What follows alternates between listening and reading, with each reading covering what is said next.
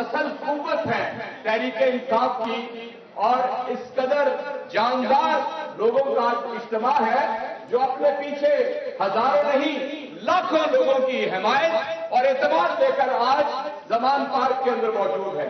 اور جو حالات تحریک انصاف کے پیش نظر ہیں اس کے اندر قاعدے اور ڈسپلن کی اس وقت ازحد ضرورت ہے۔ ایک ایک لمحہ قیمتی ہے۔ ہم آئین، جمہوریت اور انتخابات کی طرف بڑھنا چاہتے ہیں، اور جناب چیئرمین کے علاوہ، تحریک انصاف کے علاوہ ساری قوتیں ان کو انشاءاللہ اور عزیز آپ لوگوں کے تعاون سے شکست فاش دی جائے گی۔ اس سے پہلے کہ میں مائک جناب چیئرمین کو دوں، میں نے جو آیت آپ کے سامنے تلاوت کی ہے اس کا مفہوم ذرا سمجھ لیں۔ میں ترجمانی میں مفہوم کہہ رہا ہوں۔ یہ سورہ عنکبوت کی پہلی آیت ہے، اور سورہ عنکبوت کی پہلی آیت کے اندر اللہ تعالیٰ یہ فرماتے ہیں کہ جو لوگ کہتے ہیں کہ ہم ایمان لائے، کیا ان کو آزمایا نہیں جائے گا؟ محض یہ کہنے کے اوپر انہیں چھوڑ دیا جائے گا کہ ہم ایمان لائے؟ اللہ فرماتے ہیں کہ ہرگز انہیں نہیں چھوڑا جائے گا، انہیں یہ دیکھا جائے گا، ان کے بارے میں پرکھا جائے گا، انہیں حق و انصاف کی کسوٹی کے اوپر پرکھا جائے گا کہ کون اپنے دعوی ایمان میں سچے اور کون اپنے دعوی ایمان کے اندر جھوٹے۔ اور اس کے پس منظر کے اندر ایک حضور نبی کریم صلی اللہ علیہ وسلم دیوار کے ساتھ ٹیک لگا کر بیٹھے ہوئے تھے۔ حضرت خباب بن ارد رضی اللہ عنہ آئے اور اللہ کے برگزیدہ ہستی امام الانبیاء سے یہ سوال کیا براہ راست کہ کیا آپ اللہ کے نبی نہیں ہیں کہ آپ ان کفار اور مشرکوں کو اللہ سے کہیں ان کو نیست و نابود کر دے، اور آپ کا رب اس بات کے اوپر قادر ہے۔ آپ کو میں بتاتا ہوں حضور نبی کریم صلی اللہ علیہ وسلم کے کیا الفاظ تھے۔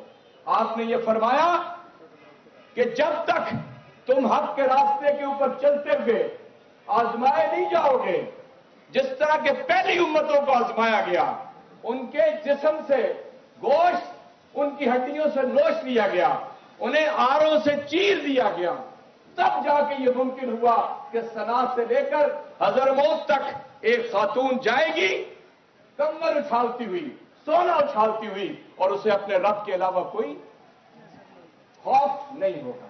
جناب چیئرمین عمران خان،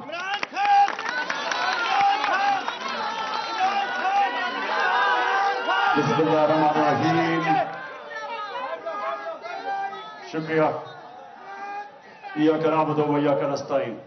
میں چاہتا ہوں پلیز سامنے آ جائیں کہ کبھی بھی اس ملک کی تاریخ میں کسی بھی پارٹی کے لیڈر نے اپنے لوگ جن کو ٹکٹس ملنے ہیں ان سے اس طرح کی باتیں کی ہو جو میں آپ سے کرنے لگا ہوں۔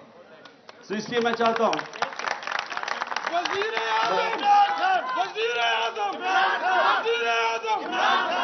اب مقصد آج آپ کو بلانا بڑا خاص مقصد ہے۔ ذرا مہربانی کر کے تب خاموشی سے سننا آپ نے میری بات، خاموشی سے، آرام سے، تحمل سے، خاموشی سے، کیونکہ ہمارا ملک کے اس مرحلے پہ کھڑا ہے کہ یہ دونوں طرف جا سکتا ہے۔ یہ وہ جو پاکستان کی خواب ہے جس کے لیے اتنے لوگوں نے قربانیاں دی، یہ اس خواب کی طرف بھی جا سکتا ہے اور یہ تباہی کی طرف بھی جا سکتا ہے۔ نماز میں ہم یہ کہ اللہ سے مانگتے ہیں کہ اللہ ان کے راستے پہ لگا جن کو تو نے نعمتیں بخشی، ان کے لیے جو تباہی کے راستے پہ چلے گئے۔ ہر وقت انسان کو ان دو راستوں کے اندر فیصلہ کرنا پڑتا ہے۔ نماز ہی آپ اس لیے پڑھتے ہیں، نہیں تو نماز کیوں پڑھیں؟ نماز میں تو اللہ سے ایک چیز مانگتے ہیں، باقی تو اس کا شکریہ ادا کرتے ہیں، اس کی تعریفیں کرتے ہیں۔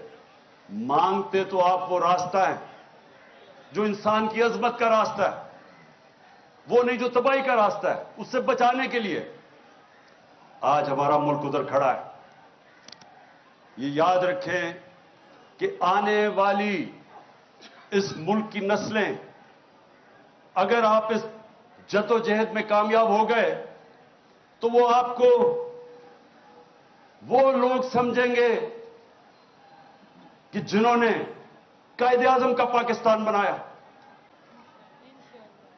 और इसलिए आपकी ये जो वक्त है, इसकी अहमियत आपने अब पहचाननी। हमेशा देखता रहा कि हमारी क्यों नहीं लोगों को समझ आती कि हम क्यों पीछे रह गए, दुनिया आगे चली गई है। मैंने 26 साल में क्या देखा कि हिंदुस्तान हमारी आंखों के सामने आगे निकला। 80 की दहाई तक, अब मैं जब हिंदुस्तान मैच खेल के आता था पाकिस्तान, तो लगता था एक गरीब तरीन मुल्क से मैं अमीर मुल्क में आ गया हूं। 90 की दहाई में अपनी आंखों के सामने उनको आगे निकलते देखा। लेकिन जो सबसे तकलीफ दे चीज हमारे लिए होनी चाहिए कि बांग्लादेश, जब वो बांग्लादेश बना था, मुझे अभी भी याद है, कहते थे जी देखे शुक्र है अलहदा हुआ, हमारे ऊपर बोझ था। आज बांग्लादेश आगे निकल गया। और जिधर इन्होंने पहुंचा दिया पाकिस्तान, ये वक्त है आप सबके ऊपर अल्लाह ने बड़ी जिम्मेदारी लगाई कि इस वक्त पे अगर हम सही माने में जद्दोजहद कर गए तो ये हम अब मुल्क को निकाल देंगे। क्योंकि अल्लाह का सबसे बड़ा करम मुल्क पे हो गया है कि इन पाकिस्तानियों में शऊर पैदा हो गया है, जाग गई है कौम। मैं पहले जो मैं अभी जो बात करने लगा हूं, सबसे पहले मैं ये जो यहां घर में पिछले 40 घंटे जो मैं देखा है इस घर के ऊपर जिस तरह का हमला किया गया है, तो मैं कई दफा सोच रहा था कि देखें इतनी ज्यादा फौज बुला ली यहां, यानी हजारों लोग पहुंच गए, फौजी, पुलिस वाले, रेंजर पहुंच गए, और ये मेरे घर पे ऐसा हमला हुआ कि मैं समझा मैं कोई दुनिया का सबसे बड़ा दहशतगर्द बैठा हुआ हूं। यानी आर्मर्ड कार मंगवा ली। आर्मर्ड कार, सोचे कि एक पॉलिटिकल आदमी है, 50 साल से कौम मुझे जानती है, 50 साल से मुझे जानते, किसी और पाकिस्तानी को इतना देर से नहीं जानते। एक दफा मुझे कोई बताए कि मैंने कभी कानून तोड़ा हो। इस मुल्क में अवाम उस आदमी को सबसे ज्यादा पाकिस्तान की तारीख में पैसा देती है, चंदा देती है, मुझे देती है। तीसरा अस्पताल वहां, सबसे बड़े खैराती इदारे इस मुल्क की तारीख में। एक यूनिवर्सिटी नमल, दूसरी अभी अल कादर, सब खैराती गरीबों के लिए। और जो सबसे बड़ी पॉलिटिकल पार्टी का हेड हो, उसको फौज पकड़ने आ जाती है लोगों की, ये पुलिस की और रेंजर्स की। जुर्म क्या आता था कि पहले सब समझ जाएं कि प्रोपेगेंडा हो रहा है और असल क्या है। जुर्म यह था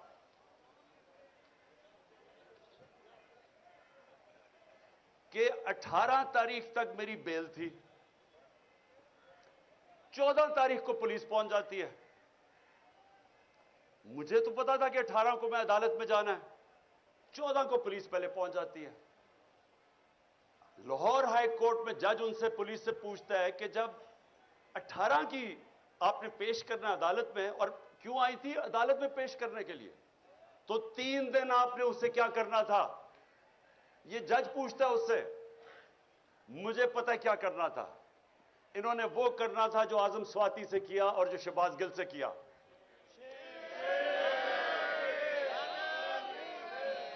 और जो बदतरीन इस मुल्क की तारीख का, जो मेरी जिंदगी में मैंने ऐसा वाकया नहीं देखा, जो इन्होंने उस दरवेश, उस मलंग जिले शाह से जो इन्होंने किया। यानी मैं तो सोचता हूं इन लोगों को खौफ खुदा नहीं है कि एक ऐसा आदमी जो जिसने कभी जिंदगी में स्वाय प्यार के उसकी जिंदगी में था ही कुछ नहीं, उसके ऊपर जो तशद्दुद किया गया। सिर्फ आप पोस्टमार्टम रिपोर्ट देख लें उसकी कि उस आदमी से, उस बेचारे दरवेश से इन्होंने किया क्या। बस पोस्टमार्टम रिपोर्ट देखें कि उसका सर फाड़ दिया, उसका स्कल तोड़ दिया, उसका जिगर इन्होंने क्या मारा उसको कि वो सारा अंदर से इंटरनल ब्लीडिंग, उसकी स्प्लीन फट गई, उसके प्राइवेट पार्ट्स के ऊपर तशद्दुद किया, उसकी कमर पे मारा। यानी कौन से लोग ये कर सकते हैं इंसानों पे?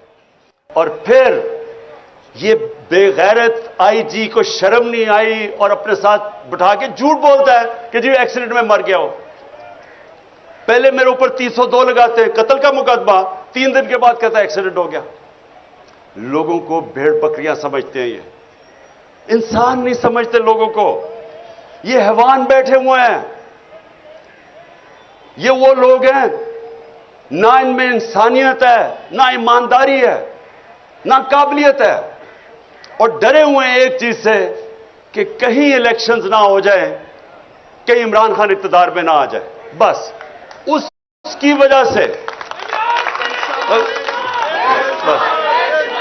अब सुने जरा, जब वो यहां पहुंच गए और मुझे पता चला इतनी फोर्स लेके, क्योंकि हम तो समझ रहे थे 18 को मेरी बेल है, तक प्रोटेक्टिव बेल है।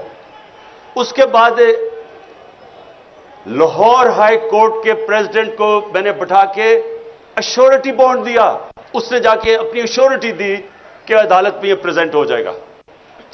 जब ये हो गया तो कानून तो वाज़ेह है कि एक दफा अश्योरिटी बॉन्ड मिल नहीं सकते। पहले वो डीआईजी ना मिले उसको, तब हमें पता चल गया कि इनकी नीयत खराब थी। ये कोई कानून के इंप्लीमेंट करने नहीं आए थे, ये मुझे जेल में डालने आए थे। और जेल में क्यों ये पूरी कोशिश हो रही है डालने की? क्योंकि लंदन प्लान का ये हिस्सा है। वो नवाज शरीफ को श्योरिटी दी हुई है कि इमरान खान को जेल में डालेंगे, ये उसका हिस्सा है, इसमें कानून का कोई हिस्सा नहीं है। और 5 और केस कर दिए, 85 केस हो गए मेरे। ये पहली मेरी सेंचुरी होगी केसेस की, और मैंने बड़े सेंचुरीज की हुई है। अब सुने, सुने जरा, जरूरी बस। अच्छा, अब सुने जरा गौर से सुने मेरी बात, क्योंकि मैंने आपको फिर से खास वजह से बुलाया। मैंने कभी इस मुल्क का कानून नहीं तोड़ा। मैं आज राइटिंग में देता हूं, 85 केसेस हैं, एक केस में भी ये कोई भी मेरा गैर कानूनी चीज साबित करेंगे, इनको आगे जाने की जरूरत नहीं, मैं ही छोड़ दूंगा पॉलिटिक्स। बस एक मिनट सुने। अब मेरी बात सुने गौर से। देखिए, इनका तो हमें नीयत समझ आ गई है।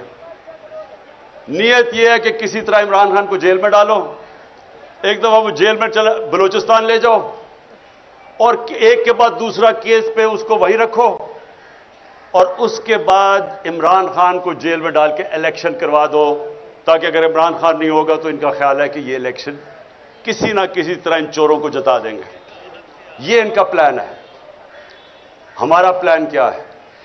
हमारा प्लान ये है कि सब इलेक्शन की आप जितने भी आए हैं, मैं अब आपके जो टिकट हैं, एक एक का टिकट मैंने खुद अपनी तरफ से, पहले हमारे टिकट मैं और लोगों के ऊपर छोड़ देता था टिकट देना, लेकिन मुझे पता है 2018 के टिकट बड़े गलत बांटे गए हैं, और मुझे पता है कि उसमें बदनीयती भी थी और पैसा भी चला था कई जगह पे।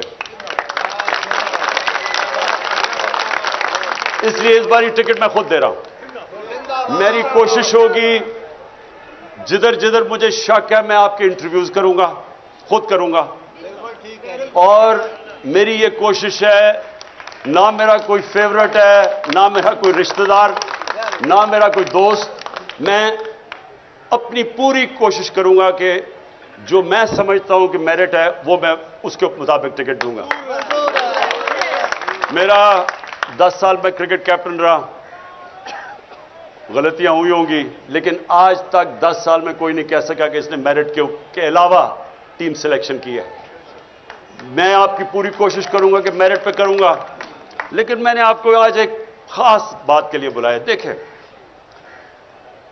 हम सारी चीजें करते हैं, पॉलिटिक्स में भी आते हैं, वजीर बनना चाहते हैं, वजीर आजम बनना चाहते हैं, अच्छी चीज है, लेकिन हम चाहते क्या आखिर में? ہم تین چیزوں کے لیے سب کچھ کرتے ہیں. یا ہم پیسہ بنانا چاہتے ہیں, ہم اپنی زندگی بہتر کرنا چاہتے ہیں, اپنا رزق میں اضافہ کرنا چاہتے ہیں. یہ سب سے بڑی وجہ ہے. دوسری عزت ملتی ہے, ڈی سی سلام کرتا ہے, پولیس والے آگے پیچھے, وہ بہت بڑی ہے کہ ہماری عزت میں اضافہ ہوتا ہے جب ہم ایم این اے بن جاتے ہیں, وزیر بن جاتے ہیں. یہ دوسری وجہ ہے. اور تیسری وجہ یہ ہے کہ مجھے پروٹیکشن مل جاتی ہے. اگر میری لڑائی ہے, علاقے میں دشمنی ہے, تو جیسے میں الیکشن جیتتا ہوں, اسٹیٹ کی میرے پاس پاور آ جاتی ہے, مجھے پروٹیکشن مل جاتی ہے. یعنی میرا جب عزت میں اضافہ بھی ہوتا ہے, میری زندگی بھی بچ جاتی ہے. یہ اصل میں یہ تین چیزیں ہوتی ہیں جس کے لیے انسان اپنی بزنس میں بھی اوپر جاتا ہے, پالیٹکس میں, زندگی میں محنت کرتا ہے. دیکھیں, میں اب اپنی زندگی سے آپ کو بتانا چاہتا ہوں. سب سے پہلے جو سب سے بڑا خوف ہے وہ ہے موت کا. یہ ایک ایسا خوف ہے جو انسان کو غلامی بھی انسان قبول کر دیتا ہے موت کے خوف سے. بلکہ بدترین غلامی انسان کی ہوتی ہے جو وہ خوف کی وجہ سے وہ رائے حق پہ نہیں کھڑا ہوتا. میں مثال دیتا رہتا ہوں کوفہ کے لوگوں کی کہ ان کو پتا تھا حضرت امام حسین حق پہ کھڑے, انہیں پتا تھا کہ وہ اصول اور سچ پہ کھڑے, لیکن یزید کے خوف کی وجہ سے انہوں نے ان کی مدد نہیں کی, اور ہمیشہ وہ پچھتاتے رہے کہ اسلام کی تاریخ کا سب سے بڑا ظلم ہوا اور انہوں نے کچھ نہیں کیا. تو یہ جو خوف ہے, جب میں مدینہ کی ریاست کی مثال دیتا ہوں تو اپنے بچوں کو ضرور بتائیں کہ دنیا کی تاریخ کا سب سے بڑا انقلاب آیا تھا, اور یہ تاریخ کا حصہ ہے. 625 میں جنگ بدر, 313, 11 سال کے بعد یہ ہسٹری کا حصہ ہے, ورلڈ ہسٹری کا. 625 جنگ بدر, 636 میں رومن ایمپائر گھٹنے ٹیکتا ہے یارموک پہ, اور 627 میں دوسری super power Persian empire Qadisiyyah میں گھٹنے ٹیکتا ہے. یہ ہیومن ہسٹری میں 11 سال میں کدھر 313 اور کدھر 2 سپر پاورز گر جاتی ہیں. یہ کیا ہوا تھا؟ سب سے بڑی چیز, انسانوں کے خوف ختم کر دیے تھے. دنیا کے سب سے عظیم لیڈر نبی صلی اللہ علیہ وسلم نے جب کہا تھا کہ اللہ کے ہاتھ میں ہے, قرآن کی کئی آیتیں, جب امت گھبرائی ہوئی تھی جنگ خندق پہ, بہت بڑی فورس آ گئی ان کے خلاف, کنفیڈریشن تھی, تو قرآن کی آیت آئی کہ کتنا ان کے اوپر پریشر تھا کہ اب کیسے ہم بچیں گے. ادھر آیت آئی کہ کیا اگر تم بھاگ جاؤ گے تو کیا تم زندہ رہ جاؤ گے؟ کیا اگر اللہ نہ چاہے تم زندہ رہ سکتے ہو, اور اگر وہ نہ چاہے تو تمہاری کوئی جان لے سکتا ہے؟ خوف دور کر دیے. وہ دنیا کی امامت کی انہوں نے, جو ساری دنیا میں پھیل گئے. جو میں نے یہاں باہر دیکھا, آپ یقین کریں کہ میں تیار تھا اپنا بیگ پکڑ کے, میں نے کہا میں لوگوں کو میں زخمی نہیں دیکھ سکتا, کہ وہ ادھر سے فوج آ رہی ہے جس طرح کوئی کشمیر فتح کرنے آ رہی ہے, رینجرز آ رہے ہیں, ادھر سے پولیس, اور یہاں چند اتنی ٹیئر گیسنگ کی کہ ہم اندر نہیں, اندر کمرے کے اندر ہمارے لیے مشکل تھا. اس طرح کا انہوں نے اٹیک کیا. اور وہ چند, میں آج ان کو سلام کرتا ہوں جس طرح وہ کھڑے ہوئے ہیں لڑکے.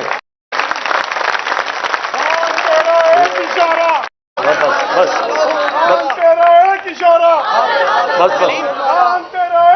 سنیں, اور کیوں وہ کھڑے ہوئے؟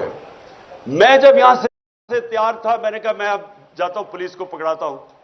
وہ سارے نے دیوار بن کے کھڑے ہو گئے کہ نہیں آپ نے نہیں جانا, یہ آپ کو تشدد کریں گے, مار دیں گے, زہر دے دیں گے جیل میں. وہ کھڑے ہو گئے سارے. اور جو وہ لڑے ہیں, میں آپ کو بتاؤں, اتنی پولیس بندوقیں چلا رہے ہیں, وہ بیچاری سمابیہ, وہ دیکھ رہے ہیں عورت آ رہی ہے, نشانہ لے کے اس کے اوپر وہ کارتوس چلاتا ہے. یعنی یہ کدھر ہوتا ہے ایسے؟ وہ کون سے ہم ظلم کر رہے تھے, کیا کر رہے تھے؟ پولیٹیکل لوگ ہیں, پاکستانی ہیں. آپ دیکھیں, یا تو وہ لگ رہا تھا فلسطین ہے, اور یا لگ رہا تھا مقبوضہ کشمیر ہے. یعنی کس طرح کے, جب میں کہہ دیا کہ میں عدالت میں جا رہا ہوں, میں किस लिए आ रहे थे कि 18 में अदालत ले जाना। मैंने कहा कि मैं जाने के लिए तैयार हूं, श्योरिटी बॉन्ड था। उसके बावजूद इन बदनीयत थे, जेल में ले जाना चाहते थे, इन्होंने अदालत में पेश नहीं करना था। इनका प्लान, वो लंदन प्लान ये है कि इमरान खान को, वो जो भगौड़ा बैठा हुआ है उतना डरा हुआ है कि पहले इमरान खान को जेल में डालो फिर मैं आऊंगा। उसको मैं आज कह दूं लंदन में कि मुझे जेल में भी डालो ना, जो नवाज शरीफ तुम्हारा इस बार इस्तकबाल होगा, तुम्हारे होशोवाज उड़ जाएंगे।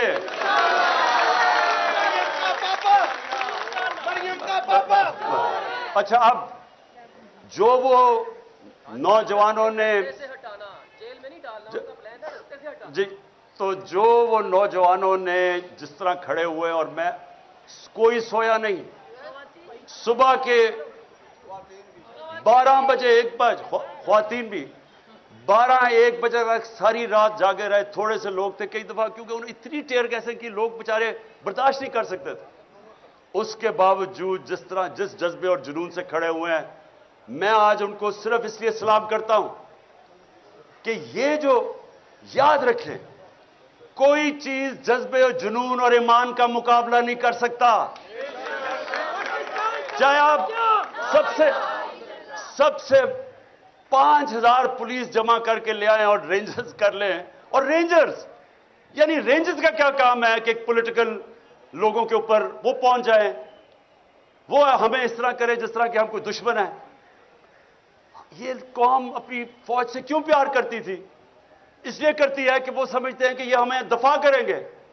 तो क्या हम कोई दुश्मन है मुल्क के? ये जो चोर ऊपर बैठा दिए हैं, जिनके अरबों डॉलर बाहर पड़े हुए हैं, चोरी करके पैसा बाहर, इनकी ईदें बाहर, इनके इलाज बाहर, इनकी शॉपिंग बाहर, इनके टब्बर सारा बाहर, उनके लिए खड़े होकर और हमारे जैसे लोगों के ऊपर इस तरह का बर्ताव करते हैं। ये तो अपने मुल्क में नफरतें फैला रहे हैं, अपनी सबसे बड़ी पार्टी को अपने इदारे के खिलाफ खड़ा कर रहे हैं। ये तो कोई दुश्मन दुआ करेगा कि पाकिस्तान में ये हो जाए। यही इस पाकिस्तान में हुआ था। क्या हुआ था कि सबसे बड़ी जमात के खिलाफ हमने फौज खड़ी कर दी। तो क्या सबक नहीं मिला कि मुल्क टूट गया था? और अगर आज सबसे बड़ी पार्टी, जो वाहिद फेडरल पार्टी रह गई है, एक फेडरल पार्टी है जो मुल्क को इकट्ठा रख सकती है, अगर पहले उसके लीडर को कत्ल करने की कोशिश की, उसके बाद ये ड्रामा हो रहा है सारे मुल्क के सामने कि जैसे हम कोई दहशतगर्द है, और ये ऊपर वाले चुन चुन के वो पुलिस वाले लेके आए हैं जो जुराइम पेशा है। इनके ऊपर हमने इलेक्शन कमीशन को कहा था कि 25 मई को इन्होंने हमारे ऊपर तशद्दुद किया, इनको ना लेके आए, उन्हीं को ला के ऊपर बैठा दिया। और फिर ये सोच रहे थे कि ये जब खौफ देखेंगे, पुलिस देखेंगे, तशद्दुद देखेंगे, भाग जाएंगे। ये अब भागने वाली कौम नहीं रह गई। ये वो कौम है जिसमें शऊर आ गया है। ये वो कौम है जो पिछले 11 महीने में मैंने अपनी जिंदगी में नहीं सोचा था कि एक दिन मेरी कौम भी इस तरह जाग जाएगी। जागी हुई कौम है। और बस और जो सबसे बड़ी मुझे खुशी है कि ला इलाहा इल्लल्लाह का अंदर दिलों में जा रहा है। इसका मतलब आजाद कर रहे इंसानों को। ये मेरी आज बात सुन ले, अगर ला इलाहा इल्लल्लाह आपको आजाद नहीं करता, इसका मतलब अभी आपके दिल में नहीं गई, जुबान पर ही रह गई है। या कराओ तो वो या का नस्ताइन आजाद करता है इंसान को। मैं 26 साल से अपना नस्बुल ऐन बनाया कि अल्लाह सिर्फ मैं तेरी इबादत करता हूं और तेरे से मदद मांगता हूं, किसी के साथ और सामने नहीं झुकता। ये वो कौम है। मैं आपको बताऊं कि गवर्नमेंट आती जाती है, इलेक्शन जीते हार होती है, लेकिन जब अवाम में कौम बन जाती है उसको कोई शिकस्त नहीं दे सकता। जर्मनी और जापान तबाह हो गई थी दूसरी जंग अजीम के बाद, 10-10 सालों में फिर खड़े हो गए और अजीम कौमें बन गई, क्योंकि कौम है। हम अभी तक कौम में नहीं बने थे। ये तो मैं हाजी साहब का खास शुक्रगुजार हूं कि उसने हमारी गवर्नमेंट, मुझे तो शुक्र अदा करना चाहिए जो कि उसने कौम को जगा दिया। गवर्नमेंट से जाए, कौम तो बना दिया उसने हमें। اس لیے سنیں، سب سے پہلے موت کا خوف، پھر عزت، پھر عزت۔ اب یہ سنیں، میں جب سے پالیٹکس میں ہوں 26 سال، جتنی میری کردار کچھ میں گارنٹی کرتا ہوں کہ کبھی کسی کی نہیں کی گئی۔ مجھے تو خیر انہوں نے کیا کیا نہیں کیا، کتاب چھپوا دی پچھلی الیکشن سے پہلے کسی سے پیسے دے کے، انہوں نے جو میرے اوپر اچھالا ہے گند۔ مجھے صرف تکلیف یہ ہے کہ بشرا بیگم کو جو انہوں نے ایک پلان طریقے سے ان کے خلاف کیمپین چلائی ہے، ایک وہ خاتون،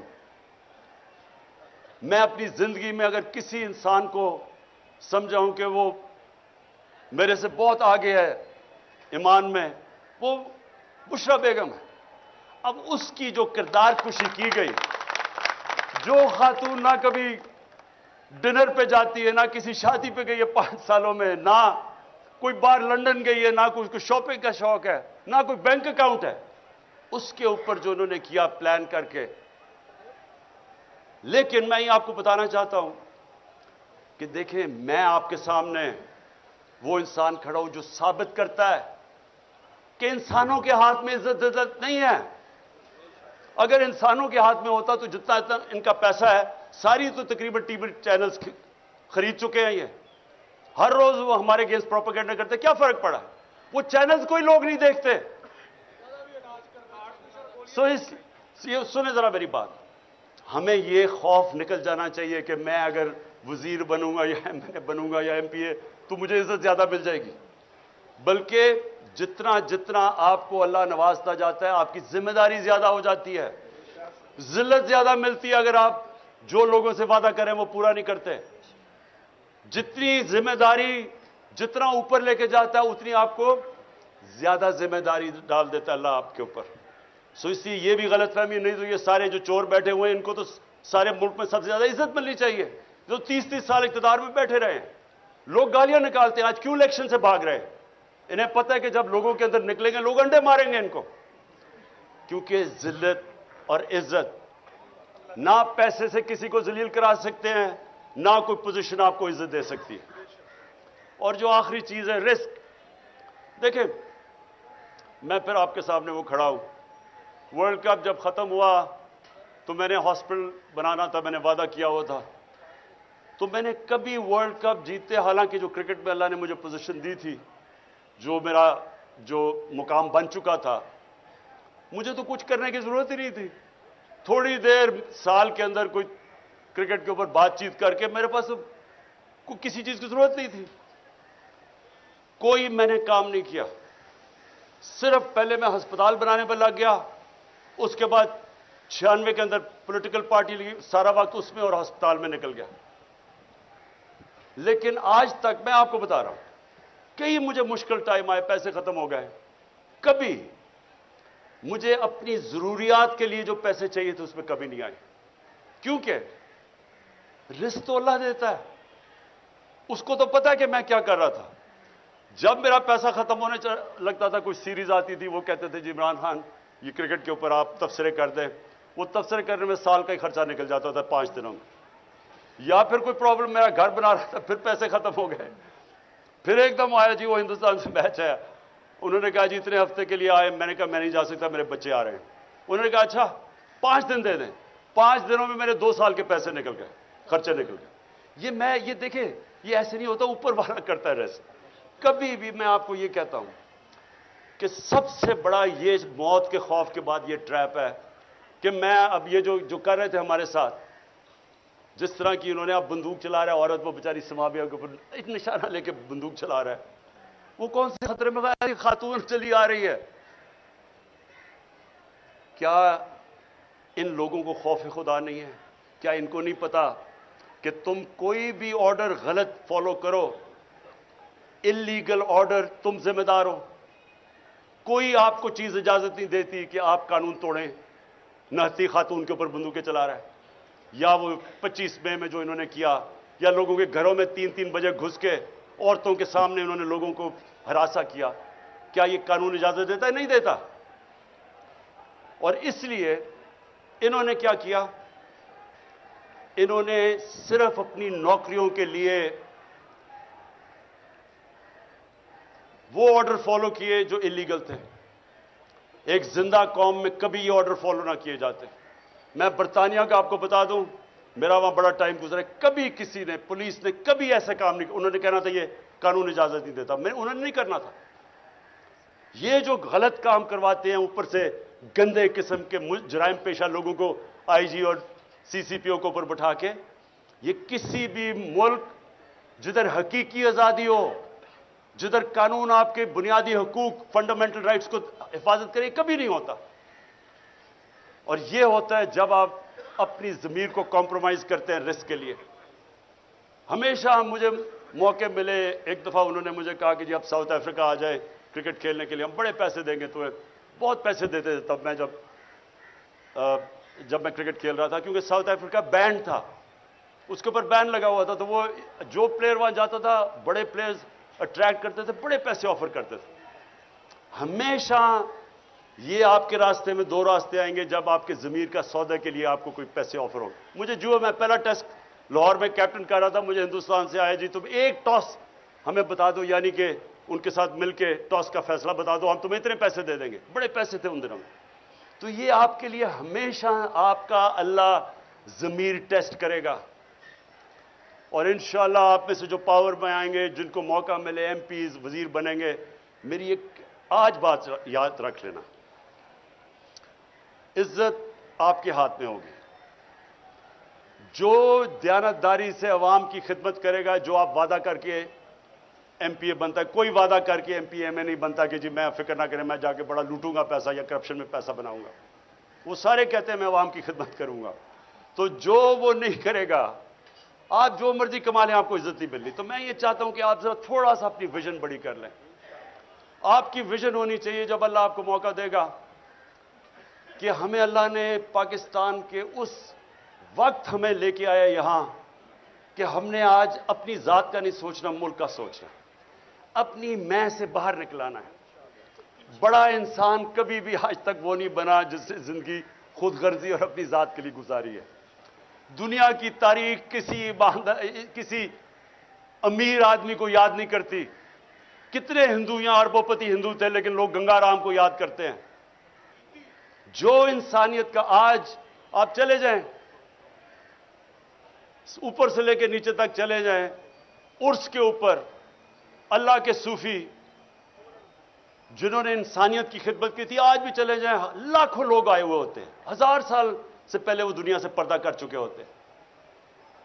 क्यों? क्योंकि इज्जत अल्लाह इसलिए देता है, इन्होंने इंसानियत की खिदमत की। जब आप सियासत इंसानियत की खिदमत करने पे चलते हैं, राय हक की पॉलिटिक्स करते हैं, तो ये इबादत में शामिल हो जाती है। सारे बड़े बड़े जो भी अल्लाह का पैगंबर आया, वो सारे सियासतदान थे, सब लीडर्स थे। तो क्योंकि लेकिन वो इंसानियत के लिए आते थे, अल्लाह उनको सारी दुनिया की तारीख जब तक रहेगी इज्जत देता है।